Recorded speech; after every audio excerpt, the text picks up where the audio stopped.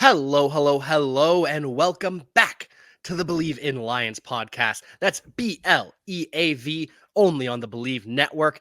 I'm your host, as always, at Cavanagh87, Jack Cavanagh, joined, as always, by the All-Pro Safety, the man who led the league in interceptions, made a couple plays against the Minnesota Vikings back in his day as well. It's the one, the only, Glover Quin. What's up? Not a whole lot. Just excited for this weekend. It's truly a playoff game for the Lions, isn't it, at this point? Oh yeah, no question. The atmosphere, the stakes, what's that line, what's on the line. It's a playoff game. The Lions playoffs are starting right now, December the whatever Sunday's gonna be, 11th, right? 12th, whatever it's gonna be. The playoffs are starting for the Detroit Lions. So the fans should know that, the players should know that, and I think they do. They'll be ready to go come Sunday.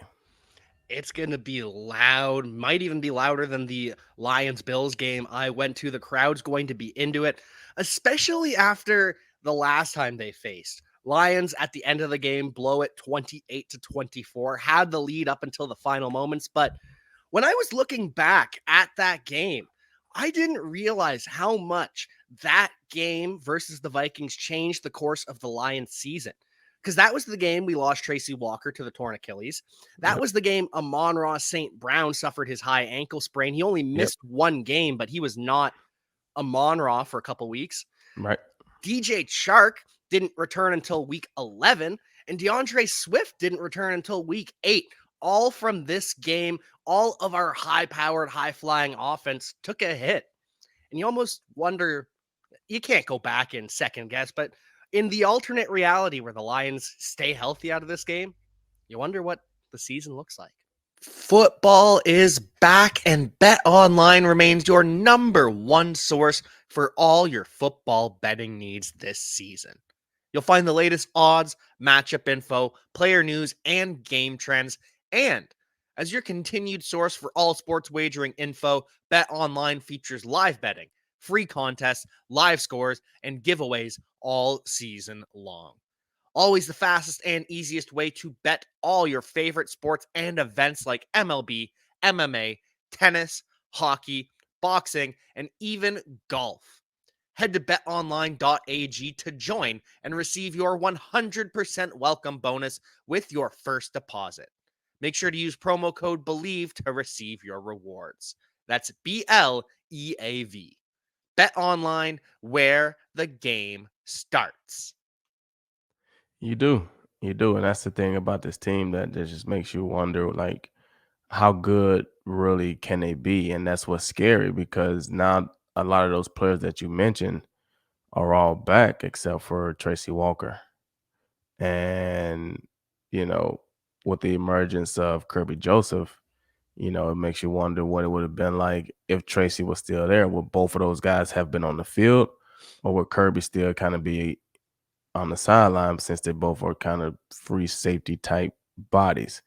So it's a lot of things that you kind of wonder, but at the end of the day, a lot of those players offensively, DJ Chark, Amon-Ra St. Brown, DeAndre Swift, those guys are back, they're healthy, and the offense is scoring points, and the defense is playing well. So they've survived or weathered the storm enough to give themselves a chance. And I feel like they control their own destiny right now. They got to win out and get to 10 wins, and they'll be in the playoffs.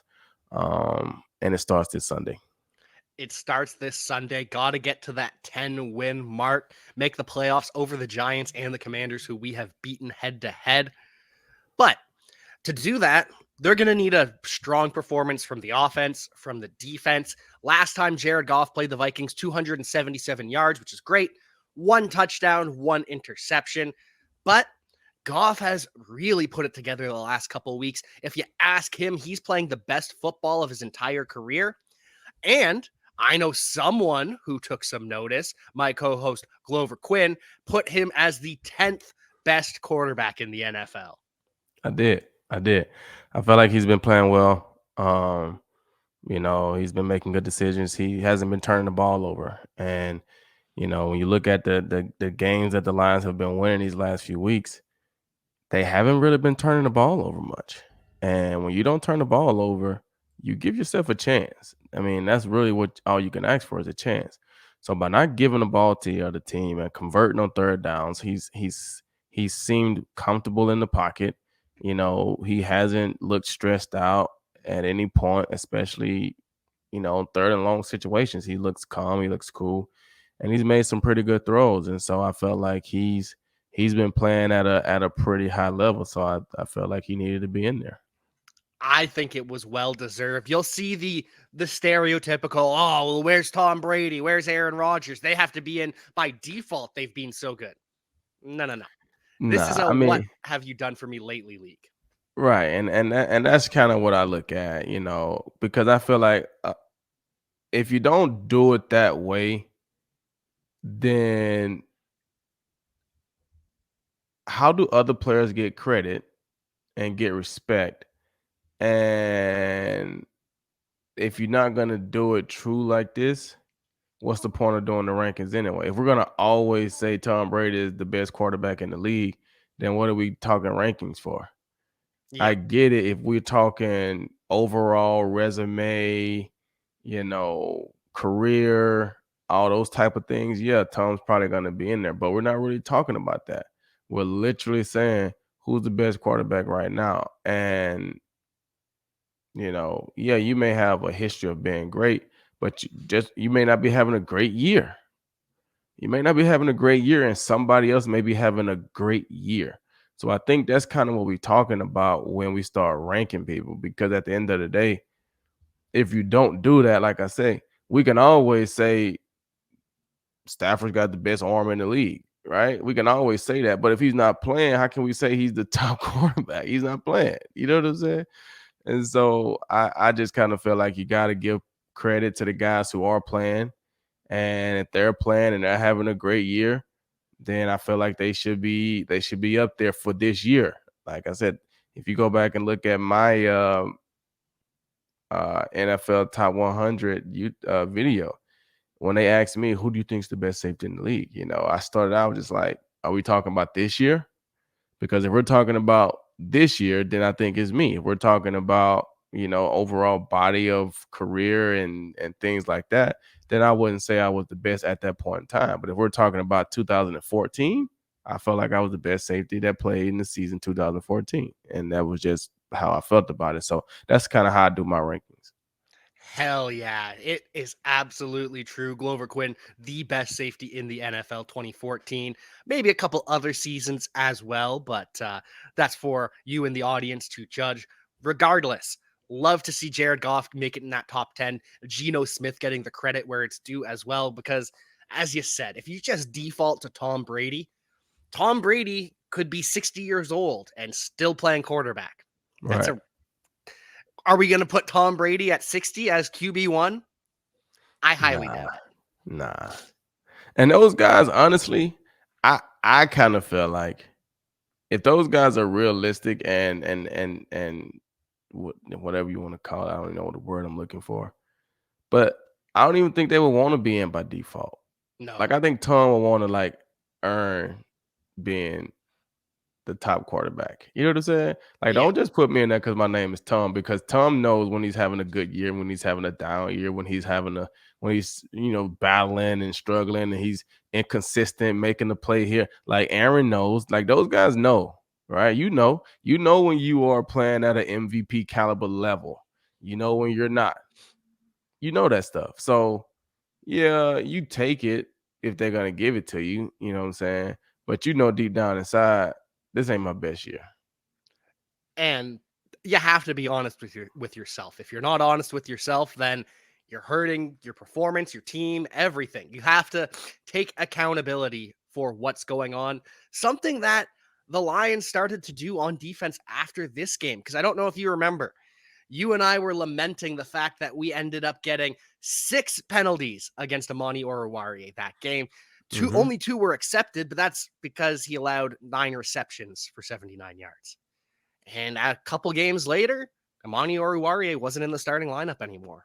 Yeah, I mean, it was a tough game. It was tough to watch, and you look at how close that game was, and you look at some of those penalties and the catches and things, like the Lions should have won that game. And so their secondary has been playing much better. He hasn't been in the lineup outside of a couple of injuries here or there. Jeff Okuda has been playing at a high level. You know, they've been playing well. So I completely look for those guys to probably have some type of a similar game plan. But I think AG would do, and I'm talking Coach Aaron Glenn. I think he would do a different or better job of mixing it up. I mean, I think, you're still gonna have to double team Justin Jefferson at times.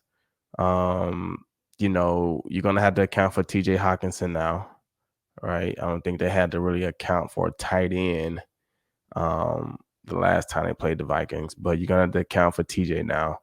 And they're gonna try to get him involved early in the game. Corner route, crossing route. They're gonna do something to get him a pass early in the game, being that he's coming back to where he just played a couple weeks ago. But I think Aaron would do a better job of mixing it up and doing different things with the play calls and stuff like that. But I think the overall scheme is going to have to be somewhat the same just because of who the Vikings are and the weapons that they have. You can't let Justin Jefferson live one-on-one all day. You can't let Dalvin Cook, run crazy and catch balls out the backfield and take it the distance. So I think they're going to have to try to have a similar game plan. They just got to execute a little better and a little better mixing up of the coverages. And that's what I was hoping you would say and expecting you to say, because we talked about it last time. It was Jeff Okuda and a safety the entire game. The entire 4 quarters, it was Jeff Okuda with a safety over top on Justin Jefferson. Jefferson probably had his worst game of the season, just 14 yards, but that means you're dedicating 2 players for 70 snaps, however many snaps the Lions defense played that game. You are a man down essentially on defense, taking 2 to 1. They're going to have to do that still, but like you said, it's not going to be 100% bracket. Sometimes they're going to mix it up, and we really can't let Adam Thielen beat us this time. Same with KJ Osborne. Yeah, and I don't know if Adam Thielen's at that point in his career where he can just dominate a game like he could a few years ago. So I think if they can hold down Justin Jefferson, I think they could battle with Adam Thielen. He may catch a couple first downs here or there and move the chains, but I don't see him going for 8 to 10 catches, 130 to 40 yards with a couple touchdowns. I don't see him having a game like that, even if they single coverage him all game. Especially now, it's going to be interesting because Amani is out of the lineup, but they've got 2 options at corner. They've got Jerry Jacobs and they've got Mike Hughes. Mike Hughes was kind of benched last week because of the matchup, but the week before he played really well against Stephon Diggs. So they've got 2 options there, 2 options that might be able to shut down Adam Thielen by themselves. TJ Hawkinson, though, that one is going to be, I don't know if I'm quite worried, stressed, anxious, excited. There's a lot of emotions about this, seeing TJ Hawkinson come back to Detroit. Last time these 2 teams faced, TJ Hawkinson, he only had 3 receptions, only 18 yards, but he did score a touchdown. It's going to be interesting, though, because the Vikings have force-fed TJ Hawkinson in ways that the Lions never did. Yeah, I mean, Kirk Cousins is going to look for him. That's Kirk's security blanket. He's going to look for the tight end. When he can't find Justin Jefferson open, he's going to look for the tight end, and it's happened to be TJ Hawkinson. And like I said, TJ coming back to Detroit a few weeks after being traded from Detroit, they're going to try to get him involved early. Like I said, either corner routes, over routes, different ways to get him the ball. You can expect that. And so he'll be excited. I know the balls will be excited. He's going to want to come back and play well and show well and, all those different things. So you just got to make sure you keep your eye on him and understand that they're going to try to get him the ball. So you got to take that away early. It's almost weird facing the Vikings in 2022 compared to years past because they don't have that much different at wide receiver. They have an upgrade at tight end with Hawkinson, but Jefferson's been there for a couple years, KJ Osborne, Adam Thielen. But previously under Mike Zimmer, everyone knew them as the run on first down, run on second, pass on third if you have to, but hopefully we're close enough to a third, we're going to run it again. This has not happened as much with the Vikings this year, but against the Lions, they gave up over 100 yards to the two running backs. Even after Dalvin Cook left with that shoulder injury in that game, Alexander Mattison still came in and was tough to take down. But the Lions' run defense has really clamped down the last couple of weeks. Right. And like I was saying, that like when you look at the games week to week, it's gonna be different because the teams that you're playing are different, right? When you go back and you say, "Oh, this was Justin Jefferson's worst game," it's kind of like what we were talking about last week when we were talking about the Jacksonville Jaguars, right? Uh, having given up a rushing touchdown to a running back or something like that, but the quarterbacks was carving them up to the wide receivers or something like that, right? So it's kind of the same thing, right? You say Justin Jefferson had his worst game, but the running backs went for this and that and this and that. So you can see from that they were committing to stopping Justin Jefferson. They were committing two guys to him in the pass game. So now you're softening your box, which makes it easier for them to run the ball. Now, like I say, if they go with the similar game plan, they're gonna have some of the same scenarios. Do I think the Lions' run defense has gotten better? Yes. Um, but like I say, if you mix it up, and you make things look the same, then they don't know if you're playing a double team. They don't know if you got a stack box. They don't know it all the time. So that's why I say I think the second time around we'll get a better mix of the coverages and things like that to where the Minnesota Vikings won't know when he's doubled, when he's not, when he's bracketed, when he's not, when they got 8 men in the box, when they don't, and that will help the Lions. It will, because we've said this time and time again. Kirk Cousins is always just one confused play away from a pick six, from taking a knee when he's supposed to spike the ball. Just those kinds of things. Kirk Cousins is someone you can exploit with confusion, and hopefully the Lions are able to do that. And hopefully they're able to put up even more points than the 24 they scored last time. I really think that they can, because their top corner, Patrick Peterson, he's still dealing with the flu, some sort of illness. Him versus DJ Chark on the outside almost feels like a mismatch based on the health implications and the way Chark played last week. Amon-Ra St. Brown, this game was also, we talk about all the injuries, this was the game that he ended his 8 reception streak, but that kind of ended up being a good thing, all things considered, because he went from 8 for 60, 8 for 72 to 8 for 113, 8 for 119. So life is good now, and I just hope that the offense can put it together. I think they will. I think the Lions offense is rolling right now. Those guys are back healthy. And so they put up 24 last game, and those guys were hurt. Amon got hurt in the game. Swift got hurt. Like those guys were hurt. So those guys being healthy, I think the Lions put up another 32, 34, 36, 35, however you want to do it. Yes. I think they put up another 30 plus, and I don't see the Lions defense hasn't been giving up that many points. And so I can see the Lions getting the win again. Oh, that makes me so happy. I'm so excited. Want to touch on Swift for a moment here, because last week he was full in practice, but you told us that's not as big of a deal as people are making it sound. All that means is they're not going to limit any of his reps any single day. He still has the ankle, he still has the shoulder. So then everyone starts freaking out on Wednesday when DeAndre Swift gets a limited in practice. They don't list the shoulder, they just list the ankle. And then yesterday comes around and he practices in full. So are we really surprised that a guy who's probably 85, 90% healthy, after going for over 100 yards from scrimmage, is taking a light Wednesday?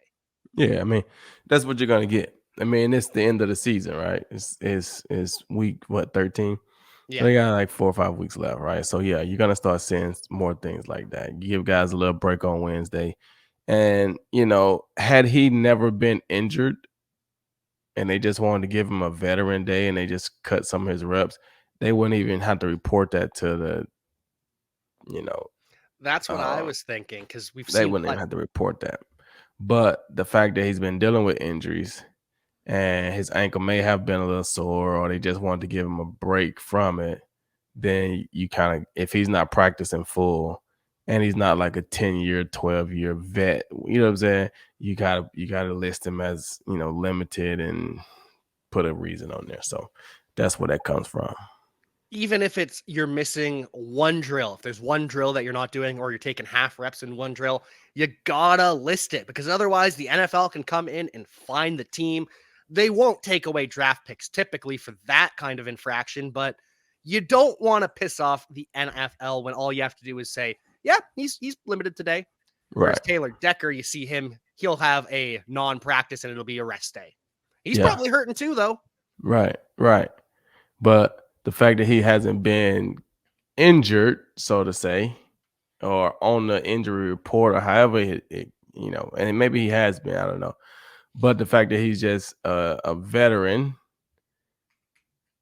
and they just giving him a rest day, then yeah, they can just put, hey, he's non-participant, rest day. But if Swift is going to practice some, we're not giving him a full rest day, but we're just going to limit him. Then we're going to have to put him down as limited. All things considered, nothing to worry about with DeAndre Swift. We still Nah, expect he'll to be see ready to go. perfect. We expect to see a healthy dose of him, probably a healthy dose of Jamal Williams as well. He scored 2 touchdowns last time against the Minnesota Vikings. He averaged 4.4 yards per carry as well. So I know we're going to see more DeAndre Swift, but Jamal Williams is still there. So we got to make sure we give him the hat tip as well. Oh yeah, Jamal Williams been having, I mean, I want to see him, I want to see him get a carry from about the 30-yard line and break it and get a touchdown because, a lot of his touchdowns are inside the 5, inside the, short yardage. So I want to see him actually get one, a short yardage play or something like that around the 30-yard line, break free, and then run him a 30-yard touchdown. That'll put a cap to his season because he got 13 or so touchdowns. You look at his rate, he's probably getting 1 to 1.5 touchdowns a game when you talk average, right? So we'll say every 3 games he's probably getting 2 touchdowns. I mean, every 2 games he's probably getting 3 touchdowns in a sense. So you would have to say with 13, with 5 games left to play, I mean, you can see him scoring another 7 touchdowns. He may get 20. I He mean, he got could. 5 games to play, and I know there's some tough games, right? Minnesota's defense is tough. The Jets' defense would be tough. But after that, Carolina, you might can get a couple on Carolina. Chicago, you might can get a couple on Chicago. And then Green Bay in Week 18, if Green Bay has nothing to play for and the Lions do, you might can get, you know what I'm saying? So he might can get one of those games, he'll go for 2, 2 touchdowns. So that's 4. He only need 7 to get to Yeah. 20? I mean, he might could do it. That would just be the ultimate way to end such a dominant season for Jamal Williams. So happy for him. And talking about carrying things through to the end of the year, the Lions, we want them to win out so that they can secure the playoff spot. However, we were also kind of hoping that the Rams would lose out to just increase that draft pick without actually having to worry about the Lions. No one wants to root for the Lions to lose, and it was nice that we didn't have to. But now We Baker do. Mayfield comes in for the Rams, leads a 98-yard game-winning drive over the Raiders, who their last 2 losses, they went on a 3-game win streak before last night. They lost to a quarterback who had 1 day of practice and a coach who had, I think, 3 practices and 7 days with the team. Tough. Those are games that you look back and you look at how the Raiders started out and how awful they were, and to put together a string of games and you win 3 of them, but you could have won 5 of them, and you would have been right there in the playoff race, with five games left to play. But when you drop a game like that last night, people never used to believe me when I used to say the same things coaches say. You are what your record says you are. So if you are a 2-5 team, you're 2-5. That means you're probably not great right now. So when you get in close games like last night, you lose those games. You don't find a way to win those games. And like I was saying before we got on, most games in the NFL are lost rather than won. And yeah, the Rams went on a 98-yard drive, but you look at, they had a pass interference on the interception. They had personal foul on a big sack. We're just knocking the ball out of his hand, right? And then some of the play calling, just, they trying to score a touchdown, you go on zero blitz, and not like they just lost the game. The Rams did what they had to do, but the Raiders lost the game. They did. They really did. Baker Mayfield, talking about the final throw of the game, could not believe with, what was it, 15 seconds left, that they lined up in press man. Press man, and it looked like zero coverage. Yeah. Like it looked like they were like, anytime you play in press man, you definitely don't want. I mean, anytime you're playing zero, you don't want to be in press because you're playing zero. So let me explain this. So you're playing zero coverage. Zero coverage means we're blitzing everybody. Zero coverage means we're blitzing everybody, and you have zero help, right? So when you play cover one, you have, for the most part, one guy to help you. Generally, it's the free safety, right? He's in the middle of the field. It's cover one. That's a man-to-man. Cover two is obviously a zone. That means you got two deep defenders. Cover three is a zone. You got three deep defenders. Cover four is a zone. You got four deep defenders. Cover one is a man-to-man, right? But you can run a man-to-man with a low hold defender as well, right? So you can have some help.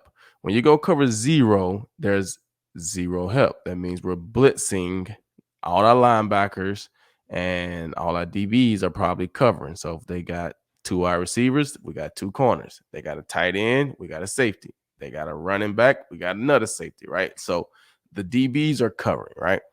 So when you do that, you're putting pressure on the quarterback, and you're expecting the ball to come out right now, right? Because we're sending more guys than they can block. So if the quarterback holds on to the ball, then he's going to get a sack. If he throw the ball quickly, we want to see the ball and go make a play. So if we play press, we give the quarterback an easy read. He's just going to throw the deep ball. He's going to throw the fade because you're not going to see it. But if we play off, now the quarterback got to throw the ball in front of him. He's not going to throw the fade, which you plan off, because you're going to clearly see the ball. You go catch an interception, right? So that's why you play off. You play inside so you can take away the slants, right? Because a lot of times when you're blitzing, quarterbacks want to make the easy throw, right? So that's why they see the hot read, right? So when that wide receiver see that his guy blitz, he just runs the quick little hot route. Quarterback throws him a quick pass, and then the safety or whoever's covering that guy is playing off too far, and they got a tough tackle. So you want to play off, you want to tuck inside to take away that easy throw. Make him throw it all the way to the outside. If he can throw it all the way to the outside, you let him do it, and you push him out of bounds, or you tackle him and you keep playing. But you take away the inside and you play off. And the Rams, they lined up in zero coverage, and they playing press man. And then he don't even get a jam on him. Shuffles inside, let him release it outside, and it's over. It's over. Like, it's literally over. There's nobody back there to help you. Just confusing, shocking, all sorts of words to describe that game.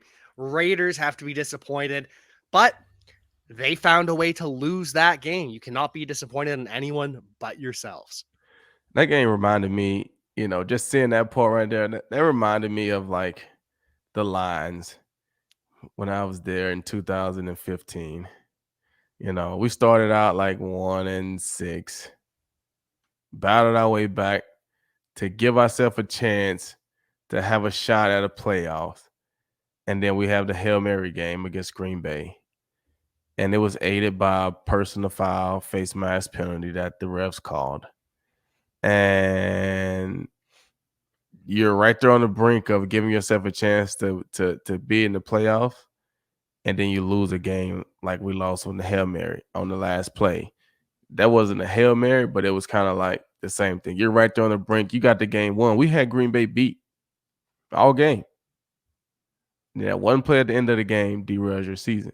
But like I was saying, we wasn't a very good team that year. And the Raiders are not a very good team right now. Yeah, they played well in stretches. We played well in some stretches, but we just wasn't a very good team. And we saw that last night. And we're hoping that the Lions can be a good team down the stretch and be what their record is as a 10-win team.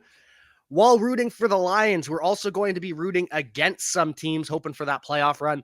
We're rooting for the Eagles to put a beating on the Giants, send them to 7-5-1. That would be lovely. We'd be all right if the Seahawks lost to the Panthers. It'd send them to 7-6, but they're not as competitive with the Lions because the Lions have lost the game to Seattle.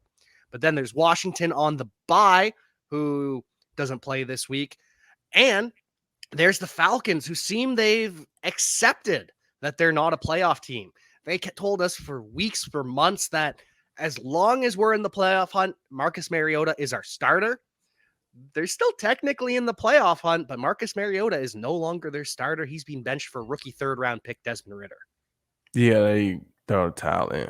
Yeah. And I don't know why, because Tampa Bay isn't great. Like that division, with 5 games left to go, that division can go either way. I mean, the Saints could come back and win that division.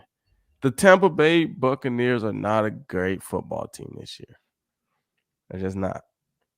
But with 5 games to go, Atlanta, you're right there. Literally right there. But I don't know. Maybe they feel like he gives them a better chance than Marcus Mariota. So we'll see. We'll see come Sunday. And like I said, I'm really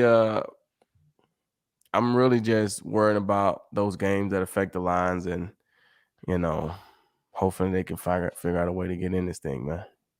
Let's hope. I am excited to see this stretch. Rooting for the Eagles, which I like the Eagles. They're an easy team to root for this year. Rooting for the Panthers. I mean, that's going to be a tough one, but they could do it. They could. And if the Lions win this week and the Lions beat the Jets next week, they're a 7-7 team. With 3 games to go against 3 losing teams: the Panthers, the Bears, and the Packers. Lions are this close to a 500 record and this close to a playoff berth. Glover, before we get you out of here, final question. You said that the Lions are going to score over 30. What's your final score for this game? 31-21. Lions. Let's go. One pride. Restore the roar. Get that W. Playoff atmosphere against the Minnesota Vikings. I don't know if the if the Lions are still 2.5-point favorites, but I couldn't believe that the Vikings were underdogs to the Lions at first. Obviously, I think they should be, but I didn't expect Vegas to go that far. They did. They went that far, and I'm glad of it. I just hope the Lions, go out and take care of business. You know what I'm saying? So, Ford Field's going to be rocking. The players are going to be excited. They know what's at stake. It'll be a good game. The Lions will win 31-21. 31-21. And if you're placing that bet, make sure you do it over at betonline.ag. Glover, any final thoughts, pluggables to plug, or are we going out on the Lions with a 10-point victory? We're going out with the Lions on a 10-point victory. Woo! I'm calling it.